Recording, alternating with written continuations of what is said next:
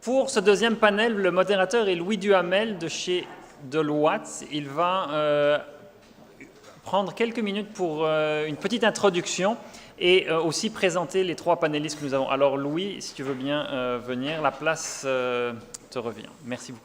Alors, bonjour tout le monde. Alors, ça fait plaisir d'être ici aujourd'hui. Alors, j'aimerais remercier M. Pinault, d'ailleurs, de m'avoir gentiment invité, et Joanne aussi, qui nous a tellement bien encadrés, chouchoutés, hein, les panélistes. Elle s'est tellement bien occupée de nous. Alors, merci beaucoup.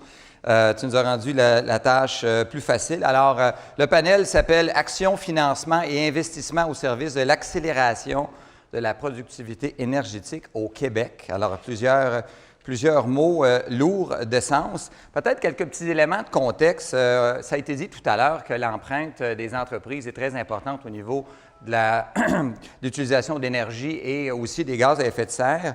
Mais le problème, il n'est pas tant avec les grandes entreprises, il est avec les moyennes, les PME du Québec qui sont toujours dans l'urgence. Moi, je suis stratège d'affaires, donc je travaille avec des entreprises presque tous les jours ouvrables de ma vie, souvent dans des lacs à l'épaule, vous savez, à porte fermée, dans des retraites, puis on discute des grands enjeux, des grandes affaires.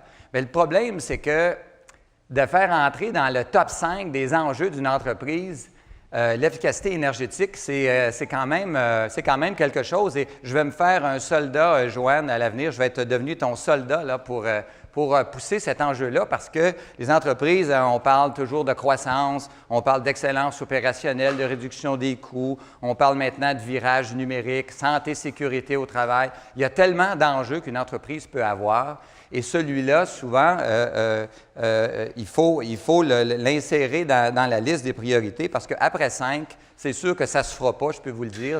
La bande passante des entreprises de toute taille est toujours limitée. Et la meilleure façon, c'est via la compétitivité. Et ça, c'est un angle souvent qui n'est pas tellement regardé aussi, de dire comment je peux être perçu comme plus compétitif parce que j'ai une empreinte énergétique plus faible, parce que j'ai une empreinte au niveau des changements climatiques plus faible, etc. Et souvent, il faut être un petit peu créatif pour ce spin-là, le donner. Et surtout, lorsqu'on parle de consommateurs maintenant plus exigeants, on parle que la génération Y, qui est plus proche de cette réalité-là, va être aux commandes de l'économie d'ici une dizaine d'années. C'est quand même pas rien de dire ça. Alors, je pense que les entreprises vont devoir, comme on dit, marcher droit et probablement démontrer qu'ils ont fait des efforts à ce niveau-là. Et donc, je dirais qu'il faut être optimiste. Le temps joue pour nous. Et je pense qu'on va pouvoir y arriver. Il y a l'accompagnement qui est important, on va en parler. Souvent, on voit ça comme complexe. On entend que ça, c'est pour les grandes entreprises, pas pour moi. Trop compliqué, ça coûte cher, quand est-ce que je vais revoir mon argent, etc. On entend toujours des entreprises, des chefs d'entreprise dire des choses comme ça. Donc, solutions financières, accompagnement. Quand on parle maintenant de projet clé en main où l'entreprise n'a presque rien à faire, quelqu'un prend le risque avec elle. Vous dites, c'est formidable, mais est-ce que c'est connu? La vérité, c'est probablement pas beaucoup dans le milieu des PME. Dernier point, on a une volonté politique, hein, ça a été dit tout à l'heure, Québec, Californie, dans les meilleurs endroits sur la planète.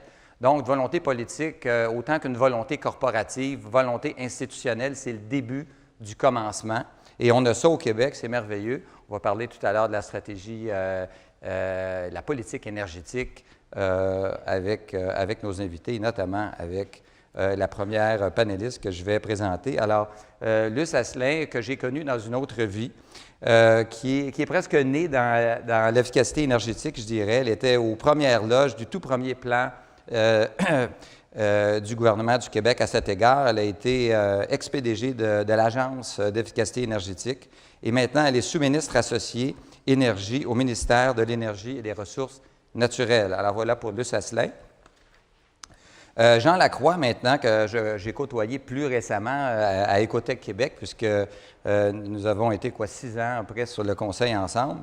Donc, Jean a des multiples fonctions. Je pense que ça serait pas exagéré de dire ça, je pense. PDG de Réseau Environnement et de l'Association québécoise Maîtrise de l'énergie sur un bon nombre de CA. Donc, j'oserais dire un incontournable de l'efficacité énergétique. Je pense que ce serait de la fausse humilité autrement. Alors, merci d'être là, Jean. Et maintenant, Pierre Loyer, qui est VP Développement des affaires et du marketing chez NJ Services. Donc, Engie Services, c'est l'ex-GDF Suez. Alors, quand vous entendez Suez, vous entendez gros, colossal, massif, quand vous entendez ce nom-là. Donc, une grande, grande société internationale. Le troisième plus grand groupe du secteur énergétique hors pétrole dans le monde, qui est quand même pas rien.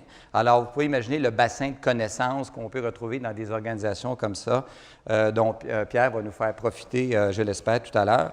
Alors, sa passion, c'est la transition énergétique. Il y a des termes intéressants ici. Et celle-là, je l'adore encore plus, l'utilisation raisonnée des ressources. Alors, merci Pierre d'être là aussi également. Alors, sans plus tarder, on va laisser la place à nos panélistes qui, en rafale, vont faire leur présentation d'environ une quinzaine de minutes.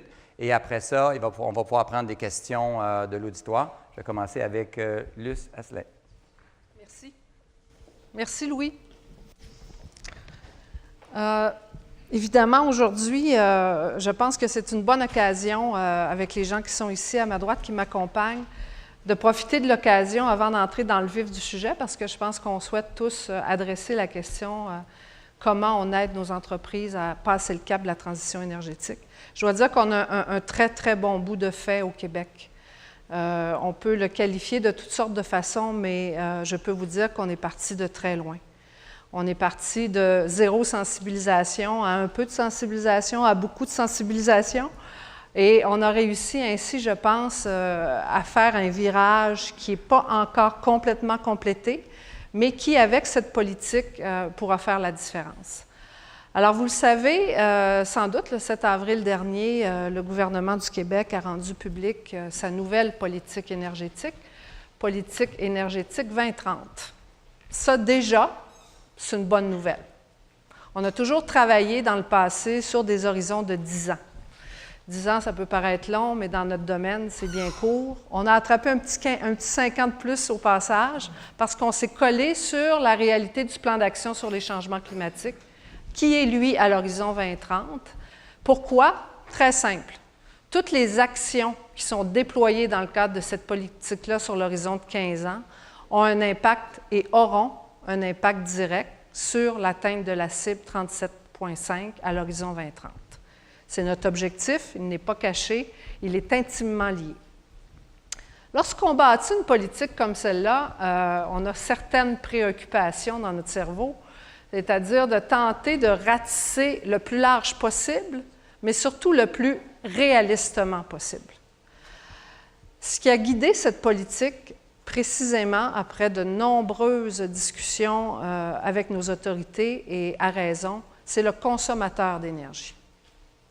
On a voulu que cette politique lui soit accessible, qu'il puisse la comprendre, qu'il puisse mettre en application par la suite des mesures, participer au programme, poser des gestes, faire la différence.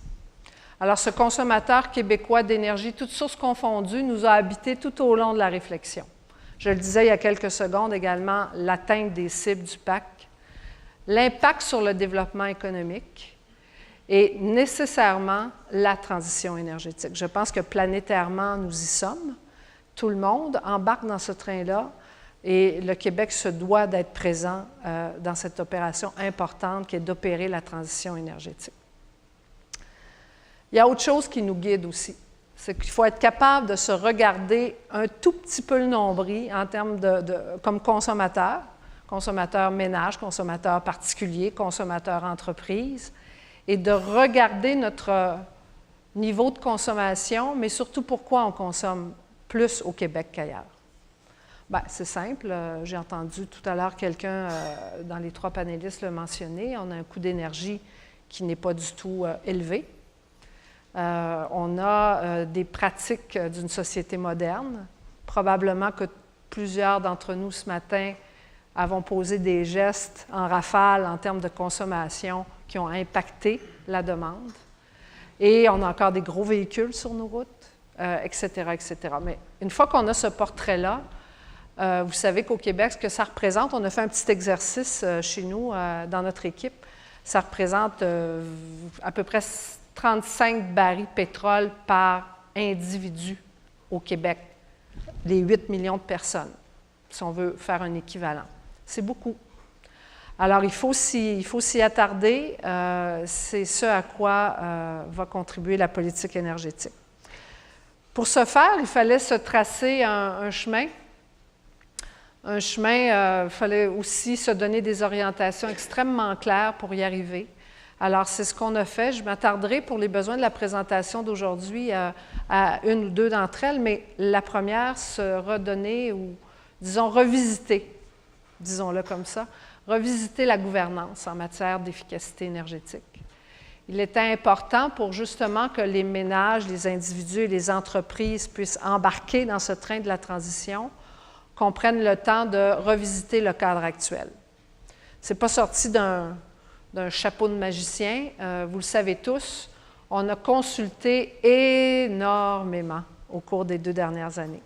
Il y a eu un processus préalable à celui du présent gouvernement, qui était la commission avec M. Lanoux et M. Mousseau, où il y a eu 400 quelques mémoires, des rencontres et tout. Et on a, nous, refait, le gouvernement actuel a refait une consultation qui nous a mené à interpeller des experts, interpeller les gens, interpeller les groupes, interpeller les individus, les partenaires naturels avec qui on travaille, dont les distributeurs, pour être capable de se donner une ligne directrice. Ce qu'on a entendu, c'est que pour faire la différence, il faut être cohérent. Il faut arrêter la duplication, il faut utiliser les budgets à bon escient, il faut se donner les moyens d'agir. Conséquemment, dans cette opération de gouvernance, on pense, et c'est ce qui est présenté dans la politique énergétique et on y croit fermement, c'est que la mise en place d'un organisme qui pourra coordonner l'ensemble des mesures et programmes, assurer la nécessaire cohérence, va nous mener vers la nécessaire transition énergétique. Les gens nous ont demandé à plusieurs occasions, et je l'ai entendu depuis plusieurs années, d'avoir une porte d'entrée, d'avoir une occasion d'échanger. Mais ça ne se fait pas seul, là. Ça ne se fait pas parce qu'on met en place un organisme. Il va falloir que les forces vives qui sont appelées à contribuer à la transition énergétique puissent y participer de manière à ce que l'offre soit alléchante, intéressante, ordonnancée et pas dupliquée, parce qu'on n'accomplit rien. Alors, le premier mandat de cet organisme, qui va être largement surveillé par nos collègues de la Régie de l'énergie. Cet organisme va produire un plan directeur sur 5 ans qui va présenter les grandes mesures et les programmes en efficacité énergétique. Tout le pan innovation va être traité également. Et ce plan directeur va être soumis à une approbation et gouvernementale et de la Régie de l'énergie, afin de savoir, parce qu'on ne va pas faire ça sans guide, si nous sommes dans la bonne direction, d'abord pour l'atteinte des cibles que s'est donné le gouvernement dans sa politique énergétique, de 1. De 2, est-ce que les budgets sont suffisants pour atteindre ces cibles? De 3, est-ce que l'ensemble des clientèles peuvent y trouver leur compte? Et finalement, être en mesure de se réajuster aux besoins si 3 de ces éléments-là ne devaient pas porter fruit, selon les analyses qui auront été faites. Alors, dans ce plan, si on revient peut-être un peu plus au sujet de notre conférence d'aujourd'hui, évidemment, vous aurez compris que pour faire la différence en matière de transition énergétique, il faudra adresser d'abord la consommation pétrole, qui est extrêmement importante au Québec et pour laquelle il faut assurer une diminution, d'une part. Il faudra adresser les changements de comportement au niveau des entreprises. Les entreprises sont au rendez-vous. On peut certainement le confirmer aujourd'hui. Ils sont au rendez-vous parce qu'ils ont accès à des programmes. Ce qui est plus difficile, c'est de les convaincre parce qu'ils font des choix financiers en cours d'année qui, quelquefois, dans la balance, ils ne sont pas capables d'y trouver vraiment leur retour sur l'investissement. Alors, nous, notre rôle, c'est de les sensibiliser, de leur donner une facilité d'accès, de rendre disponibles des budgets et de les accompagner. C'est un volet pour lequel, dans le passé, on a été très peu actifs, je l'avoue. Et on pense que maintenant, ça doit faire partie de l'offre. Il faut qu'on soit en mesure d'accompagner les entreprises, de les sensibiliser, de les amener à faire la différence. Maintenant, les modes de financement actuels, vous le savez tous, ce sont des programmes à subvention directe. On donne des sous. Et on laisse aller, avec une surveillance des programmes et des projets, le demandeur. On pense que pour réussir à faire la différence, il faut se donner des modes de financement également différents. On n'est pas allé là jusqu'à maintenant. La nouvelle entité qui sera mise en place, Transition énergétique Québec, veillera maintenant à donner des possibilités aux demandeurs d'avoir des volets à terme de prêt. C'est pourquoi on va travailler de très proche avec Investissement Québec, entre autres. On verra s'il y a d'autres fonds qui sont intéressés à court terme dans nos discussions qu'on aura avec eux. On va travailler de très proche avec Investissement Québec afin excusez-moi l'anglicisme, de designer une offre prêt qui pourrait être avantageuse pour les petites, moyennes et grandes entreprises du Québec. Les grands consommateurs d'électricité, de mazout, de pétrole, de toutes sortes d'autres sources sont aussi des joueurs importants dans cette transition énergétique, puis on doit les amener à participer davantage au programme. Dans le passé, lorsqu'on a utilisé que la subvention, on a redonné 85 à 86 % en aide à la société québécoise. On pense donc qu'avec cet ajout qui est le volet investissement, on pourra faire plus, on pourra faire mieux et on pourra les amener à faire des changements de comportement qui sont à la hauteur de nos attentes. Ce n'est pas qu'une affaire de gouvernement, ce n'est pas qu'une politique énergétique qui va faire la différence. C'est vraiment l'apport de tous les joueurs de la société civile qui voudront prendre le virage de la transition énergétique, qui voudront embarquer dans ce train. Notre rôle à nous, c'est à travers la mise en place de cette organisation, de faire en sorte que le chemin soit plus facile. Il sera aussi important, c'est quelque chose qui dans le passé a été un petit peu peut-être mis sur la première vitesse ou la deuxième. On va tenter de remonter ça à la cinquième. C'est tout le phénomène de la sensibilisation, de l'approche sociétale de la transition énergétique, si on va être capable de prendre ensemble le virage. Alors, je pourrais vous en parler encore pendant plusieurs minutes. Je sais que les questions nous permettront de rentrer dans des détails sans doute de programmes ou d'avenues potentielles, mais je pense que ça vous dresse ici le portrait de ce qui, pour nous, à ce stade-ci, est important, c'est d'avoir une offre intelligente, ordonnée, cohérente, facile d'accès pour que les entreprises du Québec prennent le virage de la transition énergétique. Merci beaucoup.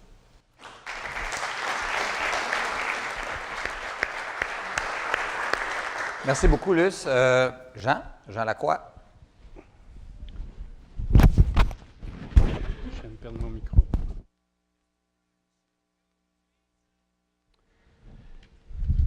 Très heureux en passant. Merci beaucoup de l'organisation aujourd'hui. Je vous avouerai que ce sujet-là me passionne maintenant depuis certainement au moins 7-8 ans, cette question de parler d'efficacité énergétique, mais sur une notion de productivité. Peut-être la petite histoire, la QME, Industrie d'efficacité énergétique, sa clientèle, fondamentalement, ses membres sont aujourd'hui, grosso modo, à 65-70 % d'utilisateurs, de consommateurs, et 30 % des acteurs de marché. Le constat qu'on peut faire, et ce que je peux vous dire, repose sur, depuis maintenant 7 ans, et je dirais, je me permettrais, Luce, de te donner la personnalité de la base du pourquoi aujourd'hui on est là. C'est toi qui as cru en cette approche d'accompagnement de proximité avec les entreprises au départ en disant c'est une approche intéressante, explorer l'avenue, et c'est ce qu'on a fait. Aujourd'hui, on est en date 1200 accompagnements. Quand on parle d'accompagnement, là, on parle de ce mot-là. Il y a 7 ans, on n'en parlait pas beaucoup, maintenant on en parle beaucoup. C'est vraiment une ouverture d'opportunités. C'est vraiment une manière de rentrer à un endroit qui fait que ce qui est si difficile de faire auprès des entreprises, c'est de rentrer. Et ce que nous, on a constaté avec le temps dans ces 1200 accompagnements-là, il y a une réalité qui repose sur des éléments très pragmatiques qui sont là depuis toujours. La résistance au changement. À quelque part, un chef d'entreprise, c'est un individu. Cet individu-là est bien confortable dans la répétition de ses affaires, de ce qu'il fait. Quand on arrive avec l'innovation, vous comprendrez que le principe pour moi d'une innovation réussie, c'est un peu un générateur de chaos. C'est un peu un générateur de dérangement parce qu'on change nos habitudes et on les amène autrement. Ce qui peut présumer pour une entreprise un changement de personnel, un changement d'orientation, de priorisation. Donc, ce qu'on entend beaucoup dans le marché et qui est pour nous, à certains égards, et prenez des bémols, là, je vais donner des généralités, mais ce n'est pas le cas. Le débat sur le prix de l'énergie, sur la présence des subventions et les surcoûts de l'innovation. Ce qu'on a constaté très souvent, c'est quand on gratte un petit peu la réalité de pourquoi un projet se fait ou ne se fait pas, souvent ces éléments-là ne sont pas la raison pour qu'on les fait ou on ne les fait pas.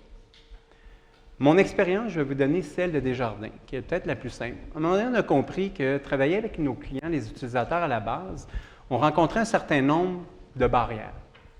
On a dit peut-être l'idée serait de faire travailler le client et son financier. Chacun a des intérêts, mais pas les mêmes. Et l'expérience Desjardins, qui date maintenant depuis 3 ans, ce qu'on voit et ce qu'on constate quand on fait de l'accompagnement, juste vous expliquer un peu le modèle est tout simple. Un directeur de compte de Desjardins, avec ses clients dans une salle, on est là, on est juste dans l'ouverture, on ouvre les classeurs puis on regarde des opportunités. Dans les 3 premiers mois d'existence de cette idée-là, 100 millions de projets dormaient dans les classeurs.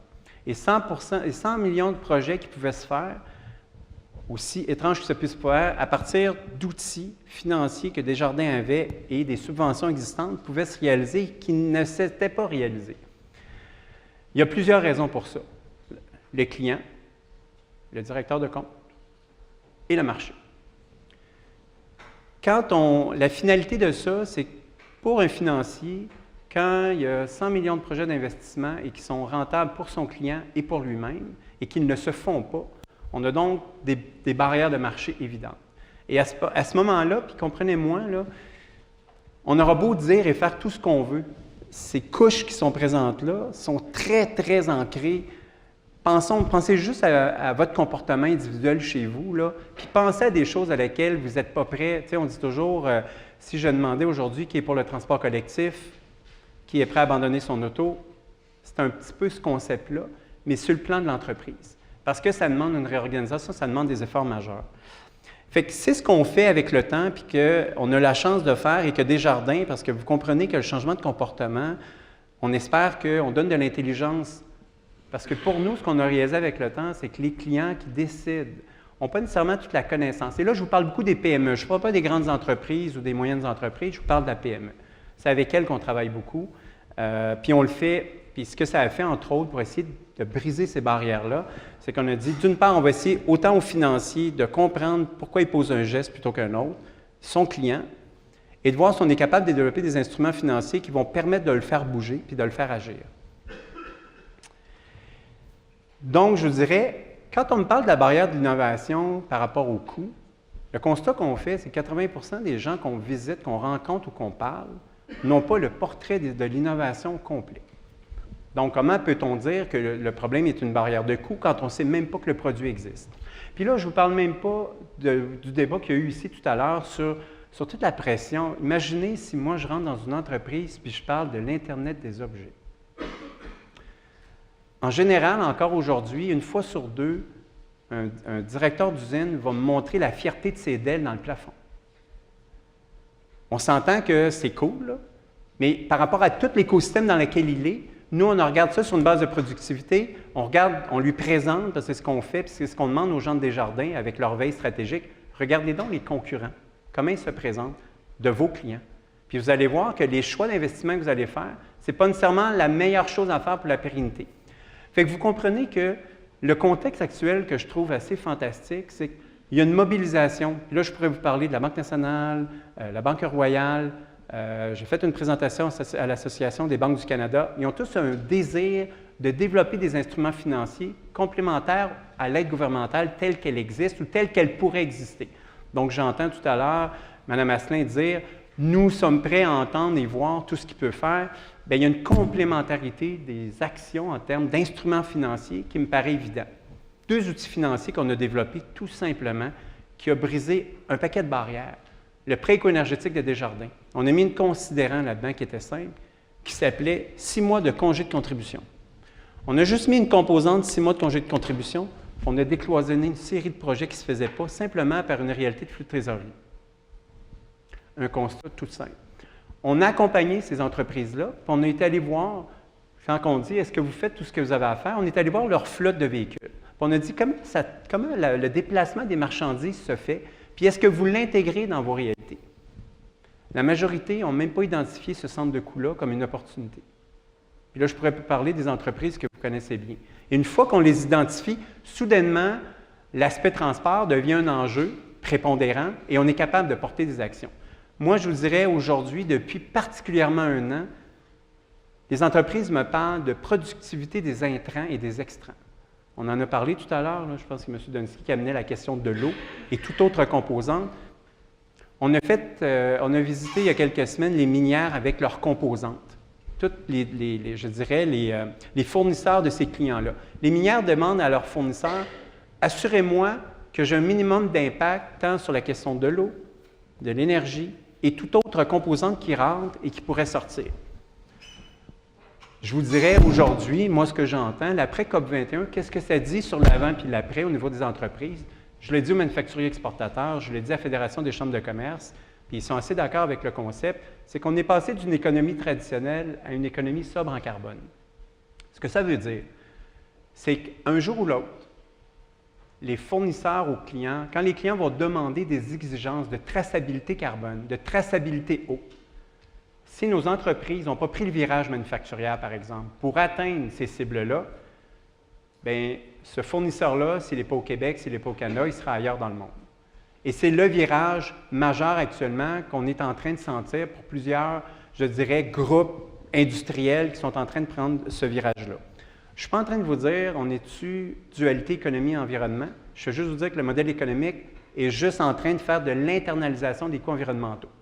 Ce qui était un extra, à savoir le coût de l'eau, va devenir à terme un intrant, au même titre que le carbone, pour les grandes entreprises aujourd'hui, est un intrant, est un coût dans le marché Québec-Californie. Fait que c'est dans cet exercice-là que l'exercice on a pu faire. Je dirais, les 2 modèles, autre exemple, puis je prends Fonds d'action, je pourrais vous donner le réseau des SADC, je pourrais vous donner plein de fonds qui cherchent à développer des instruments Éco-Plus. Le principe est simple, comme pour les projets hors bilan que j'appelle, le financement hors bilan. Ce que les entreprises veulent entendre, c'est qu'ils veulent avoir un clé en main avec une porte d'entrée puis un accès facile. Tout à l'heure, on abordait la question du système de gestion en entreprise. Bien, s'il y a un élément qui est fondamental pour les PME, là, en termes d'idées et de concepts, c'est clair qu'ils sont trop petites, mais si on les agrégeait ensemble, c'est ce qu'indirectement on fait, nous, bien modestement, là, on agrège des groupes d'intérêt, puis on fait développer une intelligence de quelqu'un qui est spécialiste sur la composante énergie et travaille pour le groupe, pour l'entité. Là, soudainement, ça devient un effet de levier, puis ça devient intéressant d'investir puis réduire la question énergétique. Tout à l'heure, il y avait une question qui était posée sur le danger d'une externalisation de l'offre aux clients. Un constat majeur et qui est un problème qui est peut-être le plus gros problème de faire rentrer du savoir-faire différent dans le marché. Le client, actuellement, sa connaissance de ce qu'il peut faire ou ne pas faire, ce n'est pas clair. Il ne le sait pas. Il l'a beaucoup externalisé. Et cette externalité-là, la base de tout ça, puis je vais vous donner le modèle Coop Fédéré.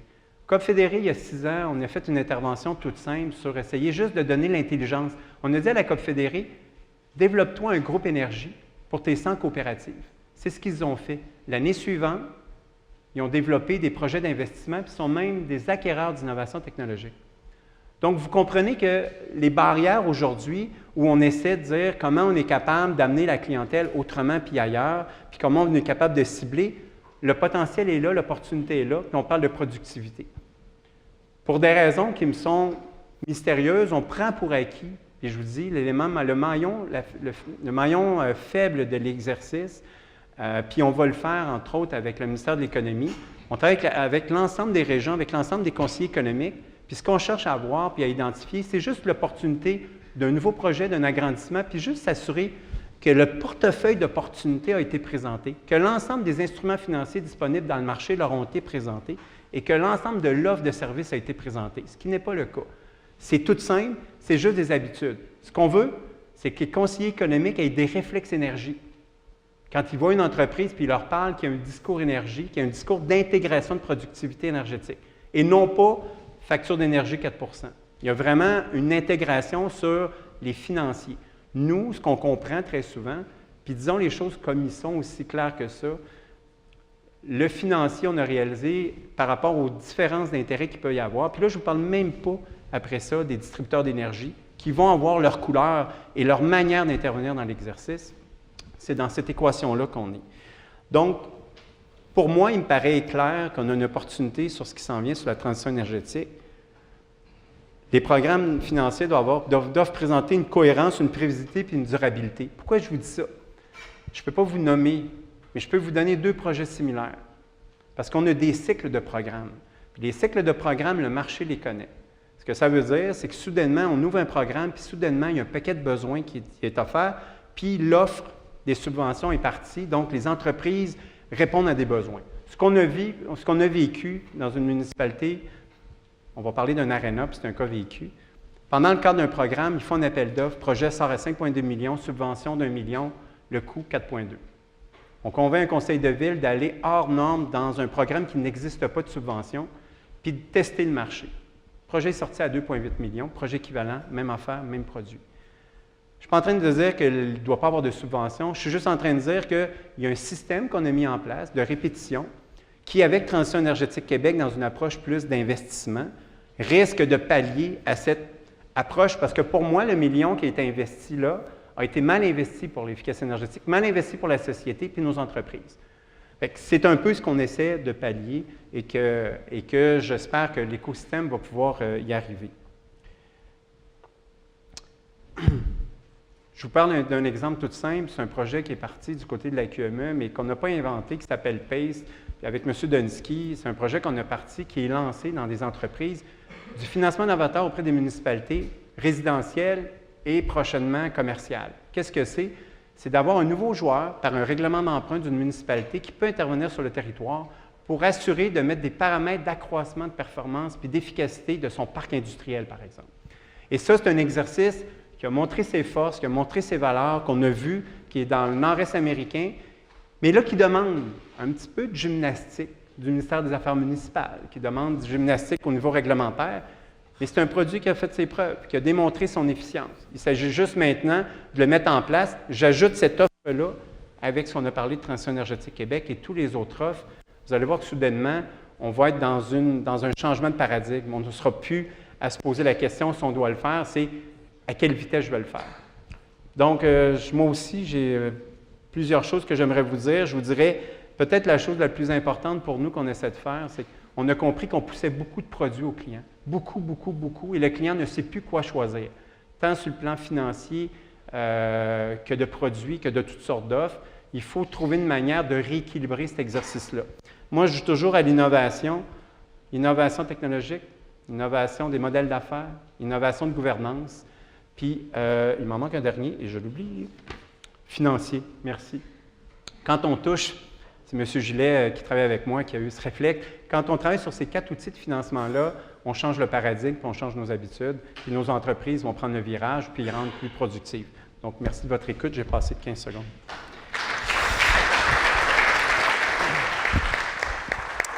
Et le dernier, et non le moindre, Pierre Loyer.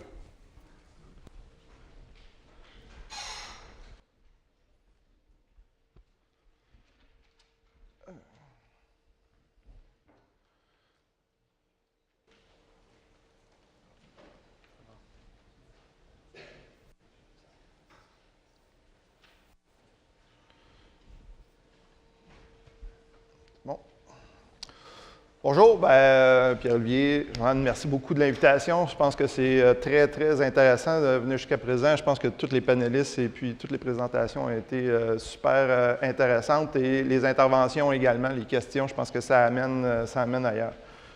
Donc, au travers de la présentation, je vais aborder un peu 3 thèmes, les moyens de financement qui est à la disposition. Je pense qu'on va voir qu'il y en a, on en a déjà parlé un petit peu des cas concrets, pas seulement au Québec, mais un peu partout à travers le monde. Et puis, l'innovation, comment on amène de l'innovation au niveau de la productivité énergétique. Et au travers de ça, je vais vous parler beaucoup de ce que nous, on appelle la sobriété énergétique. On a parlé de comment les projets peuvent améliorer. On implante des équipements qui sont plus efficients. C'est bien, mais ce qui est encore mieux, c'est de consommer de façon intelligents. Donc, les moyens de financement, mais juste avant ça, je vais juste vous présenter un peu qui on est. Bon, il y a des gros chiffres, là. Oui, on est une grosse compagnie. On est le numéro 1 au niveau des services d'efficacité énergétique dans le monde. Sur les 156 000 employés qu'on est, on est 90 000 à offrir des services en relation avec l'efficacité énergétique et l'exploitation. On gère 1,4 milliard de pieds carrés dans le monde des bâtiments. Donc, on a une expertise un peu approfondie de ce que c'est que de gérer des bâtiments, tant au niveau tertiaire qu'au niveau de l'industrie.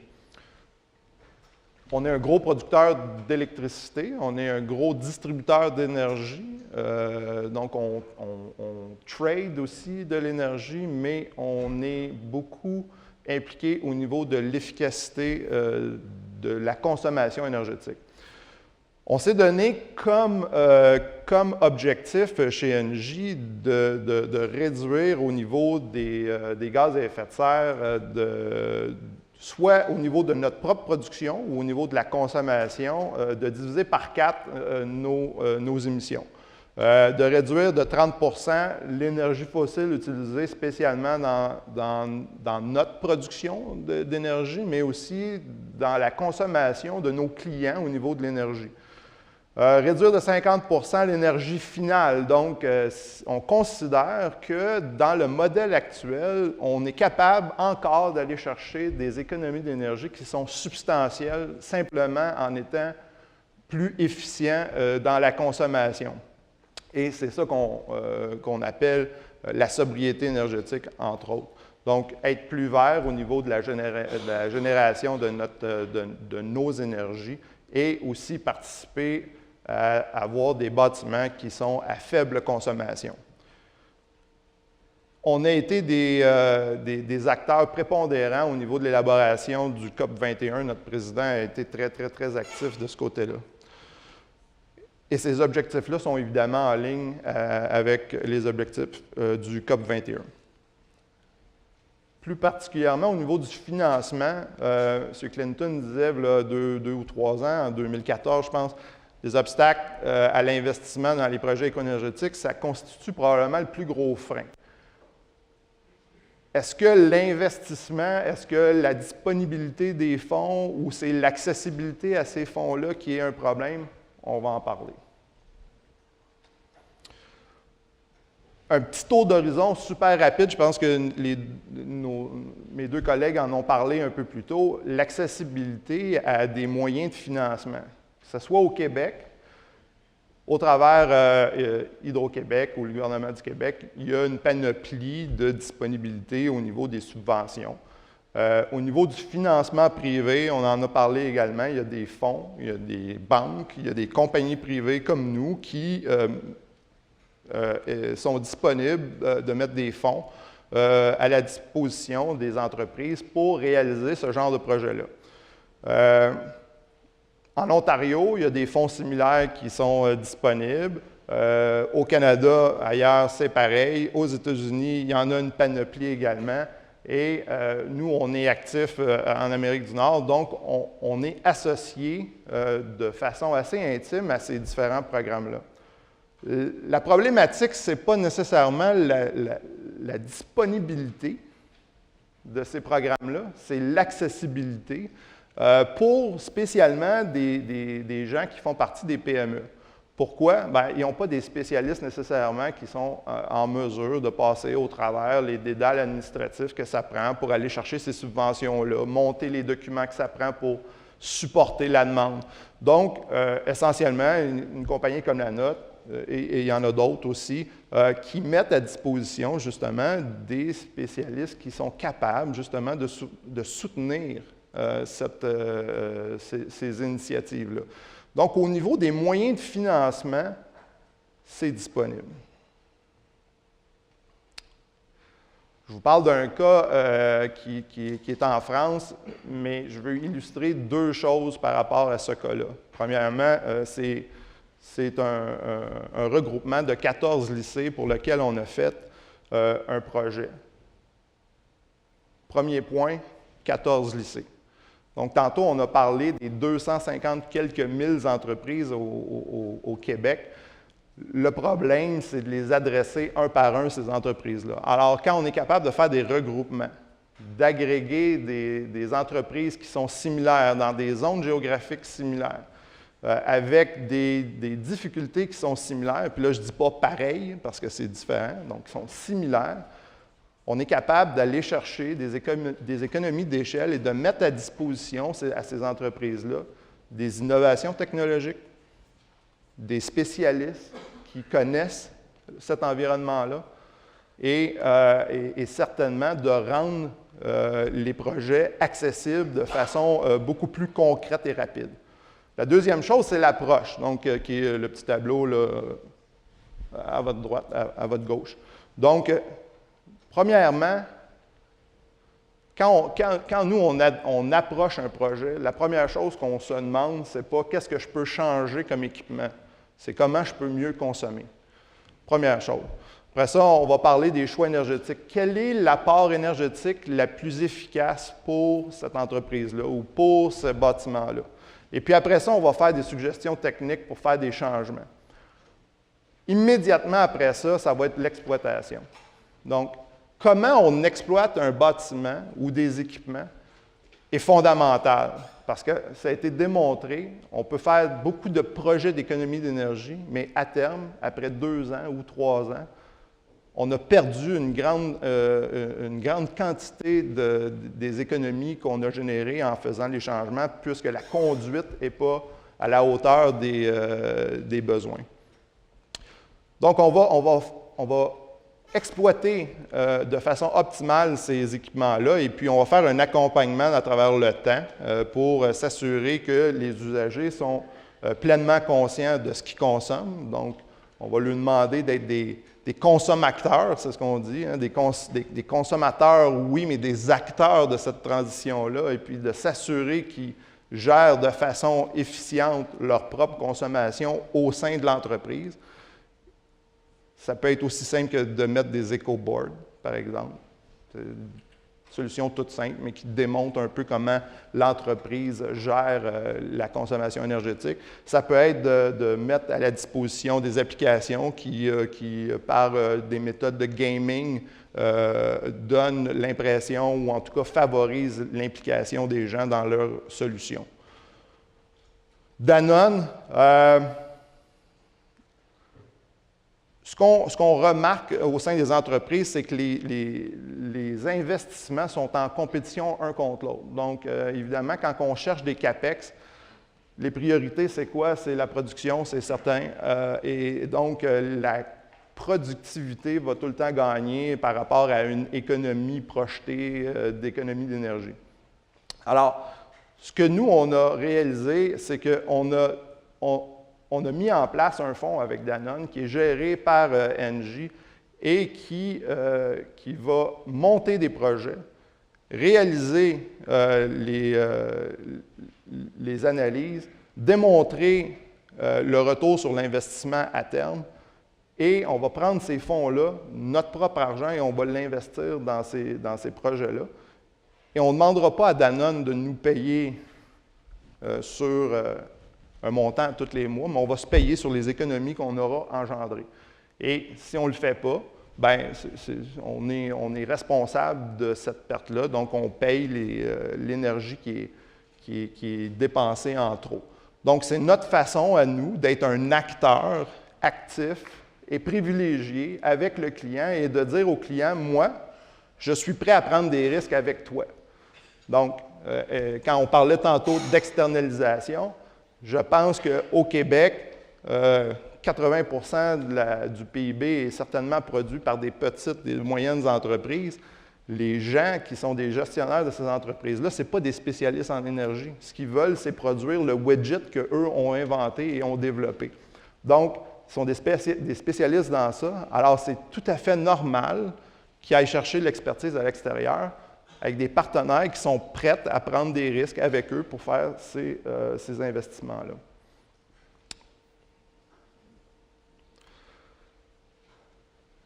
un peu au niveau des parcs immobiliers, parce que là, on a parlé d'écoles, on a parlé d'industrie, mais dans le parc immobilier, il y a aussi des possibilités. Donc, on l'a mentionné plus tôt, c'est quand même des grands consommateurs d'énergie. Avec des partenaires différents de nos clients, on met en place des projets à tous les jours, on détecte des économies ici et là par une exploitation qui est vraiment à l'affût de tous les changements. Et on amène ces économies-là en termes de projets. Et généralement, les projets sont autofinançables. Donc, ça veut dire que le retour sur l'investissement est généralement là. Le problème, ce n'est pas tellement de démontrer qu'ils sont autofinançables, c'est de les générer. Donc, le manque d'information initiale pour la prise de décision est un facteur prépondérant dans la possibilité de générer des projets. Donc, on va en parler aussi, une petite affaire plus après. Donc, la vraie question à se poser, c'est quoi? C'est-tu un manque de disponibilité du financement ou c'est plutôt une motivation financière? Comment on est capable de le démontrer? Comment on est capable de le mesurer? Et puis, surtout, dans un contexte québécois où l'énergie est très peu chère, comment on arrive à motiver nos décideurs? Bien, je pense qu'il peut y avoir plusieurs façons, et puis je ne suis pas en train de suggérer des choses ici, mais une des choses qui est assez importante, puis je pense qu'on l'a dit, on s'en va dans un univers décarboné, et je pense que ça, dans l'économie, on devra en tenir compte. Et je pense que Hydro-Québec est un grand avantage pour le Québec. Je pense qu'il ne faut pas augmenter nécessairement les tarifs, mais ce qu'il faut faire, il faut donner des rendements à nos gens, là. Donc, il faut donner des objectifs de rendement. Présentement, en Amérique, on est en train de développer une obligation de démontrer son efficacité énergétique. On donne des cotes Energy Star, par exemple. Alors, on pourrait imaginer un environnement où on pénalise les mauvais utilisateurs, mais on récompense les bons. Donc, le changement organisationnel est super important. Travailler sur le changement comportemental est aussi nécessaire, et le changement technologique. Pourquoi on n'a pas beaucoup de nouvelles technologies au Québec qui s'implantent, où c'est très, très difficile? C'est parce qu'on a un environnement qui est quand même particulier en termes de retour sur l'investissement. Parce que de l'innovation à travers le monde, il y en a beaucoup. C'est juste qu'ici, ils sont difficilement implantables. Donc, je pense qu'on va conclure là-dessus. Il me reste 20 secondes. Certainement, diminuer l'empreinte environnementale est un objectif qui doit être tenu compte dans n'importe quel investissement quand on investit dans nos équipements. Comment on le fait et qu'est-ce qu'on intègre là-dedans? Bien, je pense qu'on en a parlé, et puis Luc l'a mentionné au niveau de ce qui peut rentrer. Réduire les coûts, je pense que c'est essentiel. Il n'y a pas de durabilité sans profitabilité, donc c'est important de l'intégrer. Favoriser le confort, je pense que l'utilisateur est au centre de nos préoccupations tout le temps, donc on n'a pas le choix d'en tenir compte. Renforcer les liens. Donc, certainement s'assurer que les utilisateurs sont au centre de nos décisions, mais qui font aussi partie de l'équation au niveau de l'utilisation. Et, évidemment, l'engagement. Très rapidement, parce que j'ai déjà dépassé de 30 secondes, là, mais tout le monde en a parlé, là. Je pense qu'on ne doit pas se mettre la tête dans le sable, et la majorité des projets qui ne voient pas le jour est probablement à cause du manque d'information.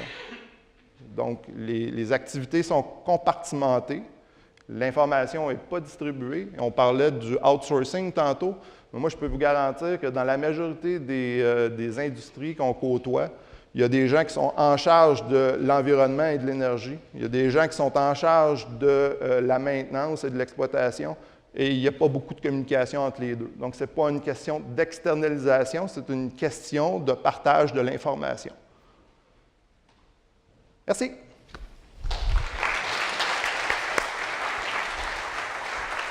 Merci beaucoup, Pierre. Alors, on va passer à la période de questions. Je vais me permettre, avant que les gens s'avancent vers les micros, de peut-être d'en poser une. On parle depuis ce matin, finalement, de faciliter cette transition énergétique et ce changement culturel, finalement. Et on parle d'incitatifs, on parle d'accompagnement, on parle de volonté politique, on parle de choses qui versent dans le renforcement positif, disons. Est-ce que dans l'équation de vouloir faire ce changement-là plus tôt que tard, est-ce qu'il n'y a pas un élément coercitif à quelque part qu'il faut un petit peu amener dans l'équation, par exemple, des donneurs d'ordre qui ont une chaîne de fournisseurs, là, ils sont numéro 1, puis tu as 2, 3, 4, là, puis de dire ceux qui sont dans ma chaîne de valeur qui vont me servir vont devoir, par exemple, être impeccables au niveau de leur efficacité énergétique, de l'impact sur les gaz à effet de serre, etc. Est-ce que c'est des clients qui vont peut-être être exigeants à ce niveau-là? Est-ce que ça, il ne faut pas aussi regarder de ce côté-là, ou si vous pensez qu'on n'en aura pas besoin? Quelqu'un veut s'essayer? Luce? Je pense que dans la panoplie de mesures qu'on compte mettre en place, peut-être sans utiliser le mot coercitif, il faut être capable de travailler avec les exemples des champions. Il ne faut pas penser non plus que les entreprises au Québec présentement ne sont pas des gens qui ont mis en place des structures internes leur permettant d'atteindre leurs cibles. Moi, je connais des entreprises qui se sont donné des cibles à l'interne, qui se sont donné des connaissances, qui ont formé leurs gens. Alors, est-ce qu'au bout de la chaîne de l'opération et des résultats qu'on verra en cours de processus, le coercitif devra faire sa place à un moment donné? Je pense qu'on a encore un petit bout à faire en termes d'accompagnement, de sensibilisation avant d'arriver là, mais en prenant pour acquis que chaque dirigeant d'entreprise, lui, a besoin d'être sensibilisé sur l'impact du choix qu'il va faire en termes de gestion de son énergie. Si je peux me permettre, sans faire de politique, je dirais probablement que travailler sur les donneurs d'ordre, à essayer de les influencer, à mettre un cadre et des exigences sur la traçabilité par rapport à leur politique de développement durable ou énergétique de ce qu'ils peuvent avoir, a une plus grande écoute et attention que rentrer dans un cadre coercitif réglementaire qui va demander un enjeu qui va être plus de nature politique ou plus de nature de est-ce que la transformation de marché est là. Je suis plus un peu à croire que les messages qui nous sont lancés vont être, les donneurs d'ordre vont donner un signal très fort à leurs fournisseurs et la chaîne, entre guillemets, va se faire naturellement s'ils veulent être capables de répondre à des appels d'offres, répondre à des cadres.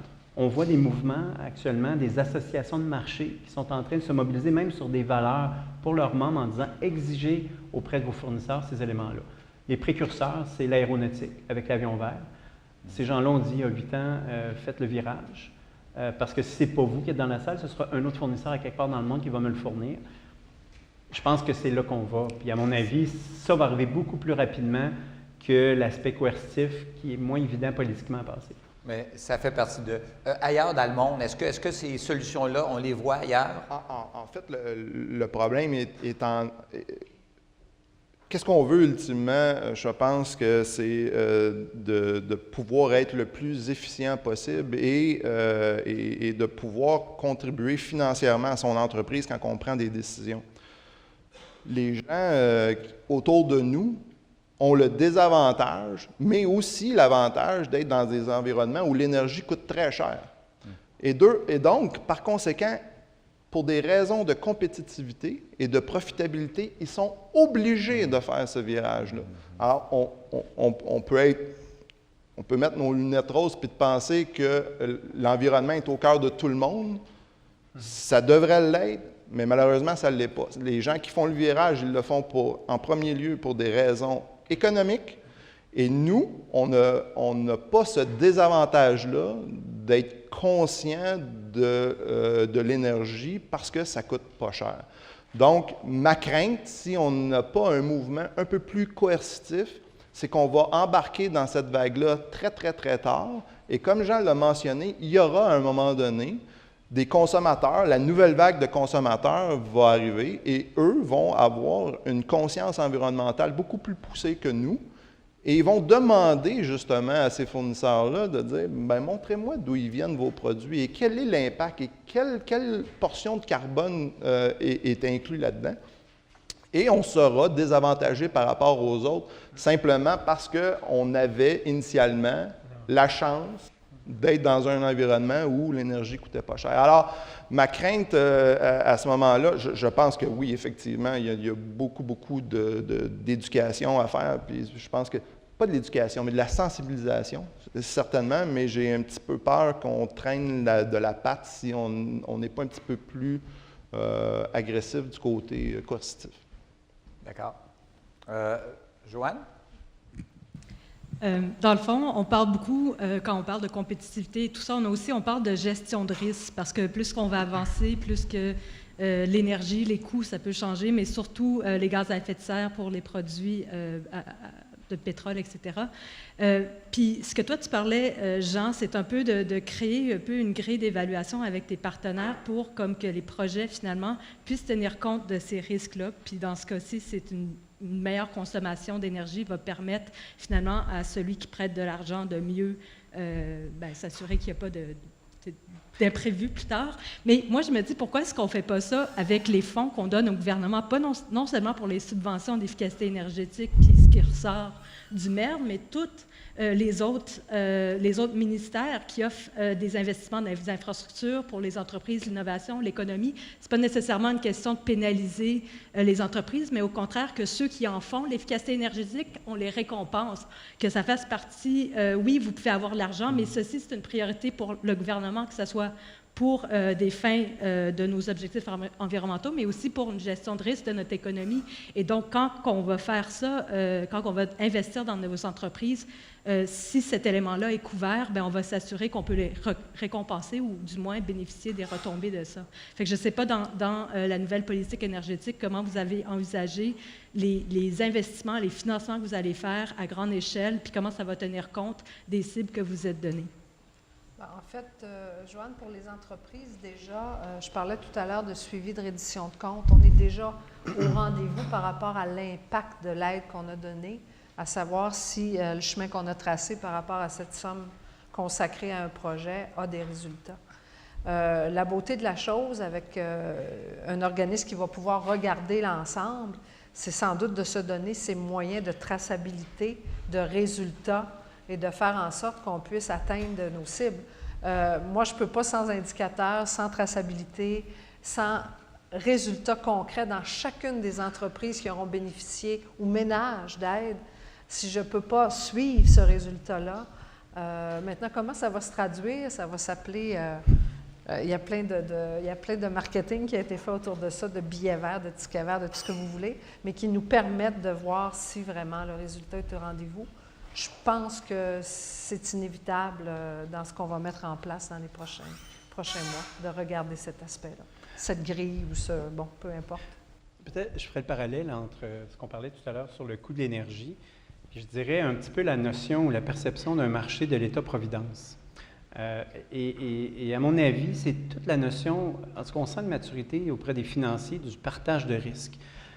Quand un Desjardins ou les banques ou les acteurs entrent dans la parade puis veulent modifier leurs instruments financiers habituels, et le commentaire premier, c'est « prenez un risque supplémentaire que vous ne prenez pas d'habitude, maillez ça avec d'autres outils financiers du privé qu'on peut connaître, dans le modèle NJ par exemple, ou Fonds d'action ou autres, combinés avec une offre du gouvernement. Et quand on amène ça avec une prévisibilité et une raisonnabilité, bien là, j'ai l'impression qu'on vient de changer l'équation. Un petit peu, là, de plus s'accoter sur une réalité parce que j'ai le sentiment des fois qu'on prenait nos entreprises pour acquis puis qu'on faisait du repeat business dans l'approche. Fait qu'une fois que le financier du client prend un risque, il y a comme une acuité de concurrentiel qui est très fortement développée puis qui va amener nos entreprises à être plus performantes. Puis on ne sera pas sclérosé, à mon avis, juste cette notion de prix d'énergie ou de subvention. C'est un petit peu ça, à mon avis. C'est deux grands paradigmes qu'il faut casser. Oui, ça va bien. Oui, monsieur. Bonjour, je m'appelle Yvan Fournier. Avant tout, je voulais vous remercier pour le colloque et vos présentations. De ce que je comprends de vos propos, c'est que vous ciblez une conscientisation par la recherche du consensus et la mise à disposition de moyens et d'outils. Tout le monde connaît l'être humain, on a nos limites. Et est-ce que vous ne pensez pas, alors je vais utiliser le mot législatif. Est-ce que vous ne pensez pas qu'il y a un volet législatif à mettre en œuvre? Je prends un exemple très concret qui se fait par exemple en Europe. C'est le diagnostic énergétique qui devient obligatoire dans certaines entreprises et qui doivent, a priori, qui devront publier de façon annuelle. Alors ça évite, on est tous d'accord ensuite parce qu'on est obligé de faire le diagnostic. Et puis ça rejoint ce que disait M. Luc Poirier, ça permet d'avoir de la data et ensuite de piloter. Et puis faire ces diagnostics, ça crée des emplois parce qu'il y a des entreprises qui sont là, qui vont les faire, ces diagnostics. Donc tout le monde, je pense, est gagnant. Et puis après, si on va un peu plus loin, aussi inscrire dans les plans d'urbanisme des communes et dans le transport les objectifs à atteindre. Est-ce que vous ne pensez pas aussi que ça c'est concret, ça permet d'atteindre les objectifs? Puisque vous avez dit le mot législatif, je vais me permettre d'intervenir. Je vous remercie. Je vais m'accrocher à ce mot. Vous le savez, des papiers, c'est facile à écrire. Des politiques, on peut en faire et en refaire. L'important, c'est d'avoir une loi qui est accrochée à cette politique-là et de la mettre en œuvre. Alors, je ne vais pas dévoiler des secrets ici, mais il est certain que cette politique est accompagnée d'un projet de loi de mise en œuvre qui sera incessamment déposé à l'Assemblée nationale. Donc, conséquemment, on va regrouper dans ce projet de loi-là des éléments qui vont nous permettre d'agir concrètement, non pas que par les mots sur papier, mais par des actions extrêmement concrètes et encadrées législativement. Alors ça, c'est la bonne nouvelle de cette politique-là, tout comme la précédente d'ailleurs. Je pense que, par exemple, il y a des villes maintenant qui obligent les bâtiments à avoir une cote Énergie Star. Ça, en partant, si cette cote-là, elle est publique, ça crée déjà une compétition entre les différents bâtiments. Et le simple fait de pouvoir dire à un client potentiel, regarde ma cote Énergie Star et regarde la cote du voisin, tu devrais peut-être venir chez moi finalement.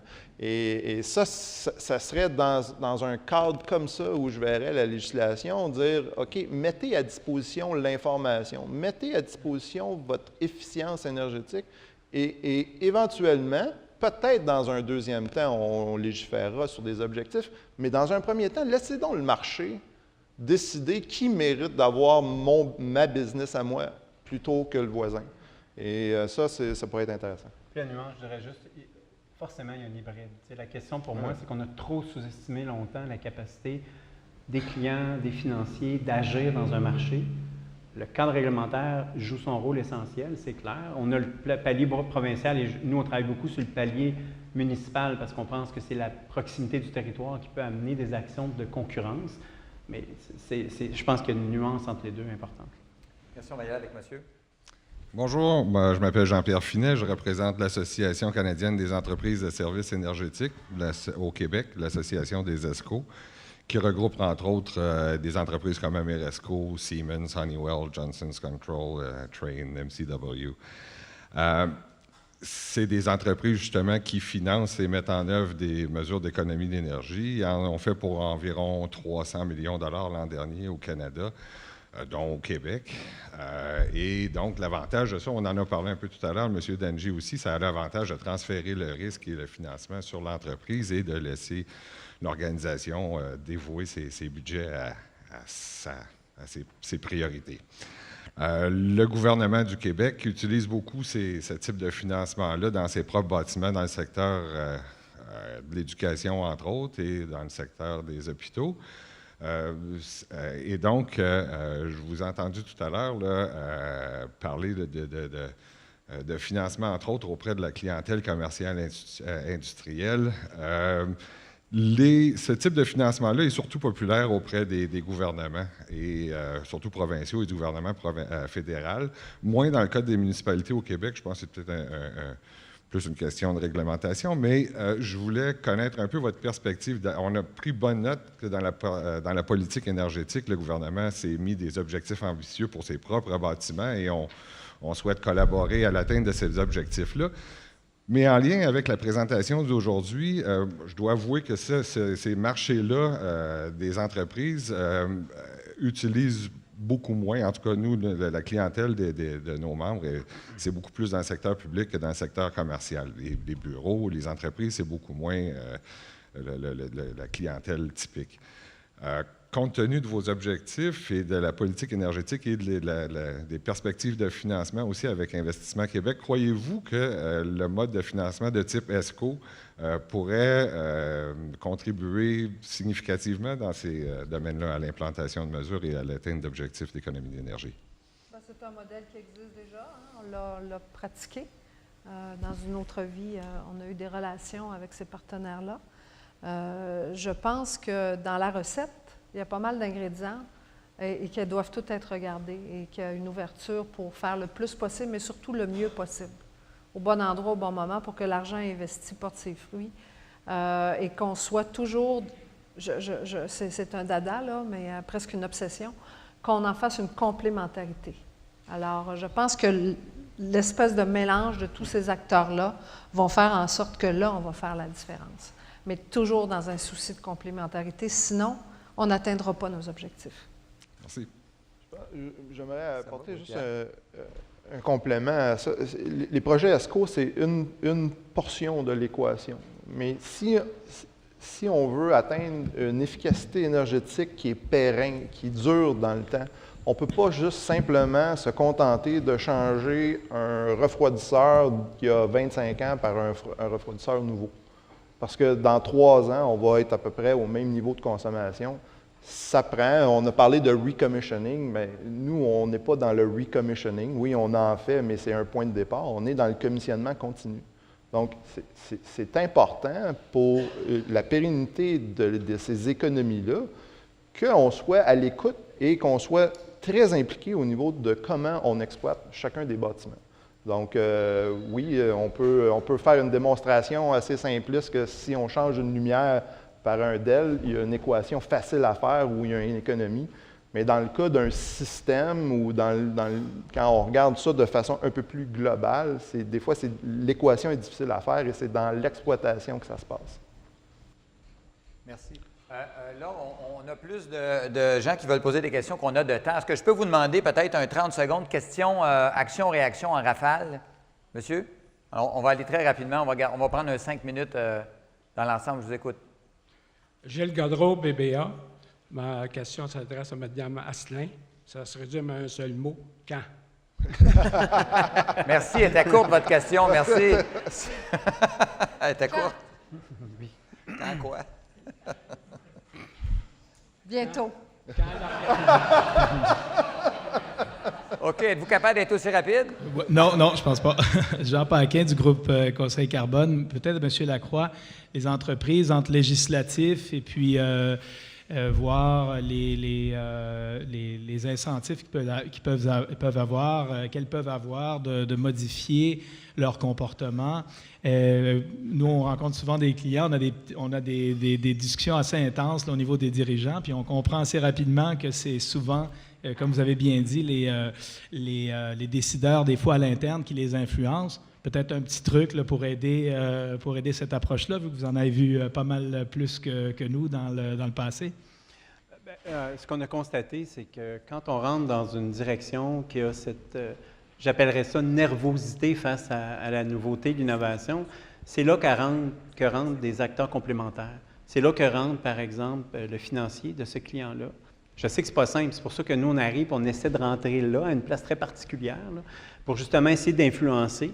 L'autre aspect, à mon avis, qu'on peut peut-être imaginer, c'est qu'à mon avis, puis je ne veux pas m'immiscer, je pense que à certains égards, le gouvernement, dépendamment de son action, tant du MERN que du MESI ou d'autres, peuvent venir jouer un rôle d'influence auprès de ces joueurs-là dans leur manière. Parce que ce qu'ils cherchent toujours à faire, c'est d'essayer d'avoir un portrait de neutralité.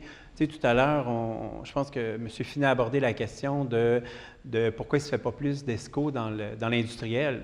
Je résumerais ça par l'inconnu, par un nouvel instrument financier, ça les préoccupe, ce n'est pas leurs habitudes, c'est compliqué, tu sais, c'est du repeat business. Fait que, tu sais, c'est ces barrières-là qui ne sont pas de nature, si c'est rentable ou pas, c'est vraiment le comportement humain. Fait qu'on ne s'en sort pas, là. C'est que même si je capte 4 fois à la même place, sur le même personnage, je vais être à la même place. Fait qu'il faut trouver d'autres joueurs qui peuvent influencer. Merci. Merci, Jean. Ah, M. Donsky, je vous laisse la dernière question à une seule condition, c'est que vous ne parliez pas de sexe, s'il vous plaît. Alors, à vous l'honneur. Ta réputation est faite. Oui. Alors, quand j'avais 14 ans, Oui, c'est ça. là, t'étais pas là tantôt, là. Fait que... Ouais, c'est hors contexte. Il a prononcé le mot, il a prononcé le mot tout à l'heure. Ouais. Je veux juste enchaîner. Il y a une question tantôt que je trouve très importante, la question de la législation et de la contrainte versus l'incitatif. Je veux juste vous amener à un endroit peut-être hybride qui est une contrainte à l'information. Je reviens un peu à ce que vous disiez tantôt, là. Il y a de plus en plus des approches en Amérique du Nord, vous l'avez mentionné tantôt, la contrainte de divulguer sa performance énergétique, la performance énergétique des bâtiments, par exemple.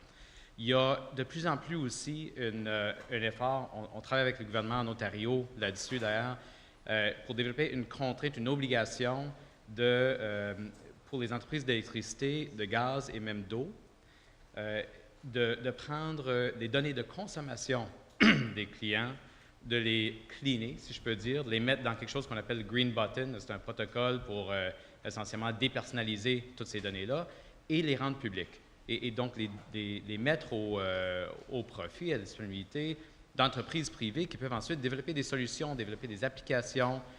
On va un peu dans le sens du open development là, autour de solutions en efficacité énergétique. Donc, juste vous entendre là-dessus sur une solution un peu hybride entre contraintes absolues et carottes pures. Bien, je vois quelqu'un de mon équipe qui est ici aujourd'hui, Patrick, qui travaille sur de la modélisation et tout. Puis notre défi de tous les jours, c'est d'avoir accès à de la donnée et à de l'information, puis à des données de consommation, puis être capable de savoir par source. Puis, tu sais, je veux dire, on est dans cet univers-là. Je ne peux qu'acquiescer à la capacité que nous pourrions avoir d'accéder à ces données-là pour faire les meilleurs choix possibles, développer les meilleures mesures possibles, les meilleurs programmes possibles. Et là, peut-être, on n'aura pas besoin de frapper 4 fois parce qu'on aura peut-être la recette la plus adéquate pour le demandeur. Alors ça, écoute, c'est le nerf de la guerre, là. Je pense qu'il faut arriver là. Il faut être capable de trouver la façon. L'ouverture aussi à communiquer les données. J'entends tout partenaire confondu, tout acteur confondu.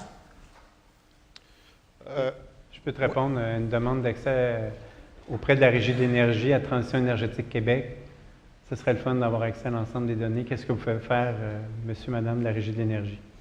Futur, on verra l'encadrement, mais moi, je vais juste répondre la même chose, complètement d'accord. C'est le nerf de la guerre, c'est ce qui nous manque régulièrement, puis on nous demande toujours, nous, de notre côté, l'information comparable, puis on la cherche. Je vous laisse avec un petit mot de conclusion avant de passer la parole à M. Pinault. Alors, finalement, les conditions de succès sont au rendez-vous. On a une volonté politique, ce qui n'est pas le cas dans beaucoup de juridictions dans le monde. Donc, volonté politique avec des mesures financières d'appui. On a des solutions techniques, des solutions financières qui ont été évoquées ici, privées, publiques, etc. On a de l'expertise parce qu'on donne de l'accompagnement, donc il n'y a pas d'excuse pour ne pas entreprendre un projet d'efficacité énergétique. Mais il y a le changement culturel qui est le morceau qui manque dans mon équation. Et il faut la créer, cette mouvance-là. Plusieurs solutions, suggestions sont venues sur le tapis. Et je pense que c'est là qu'on est, avec peut-être un tantinet on a parlé de serrer la vis un petit peu, peut-être un tantinet de coercitif dans l'équation. Et surtout que les entreprises le voient comme un différenciateur afin d'être plus attractifs auprès de leurs clients, de leur marché.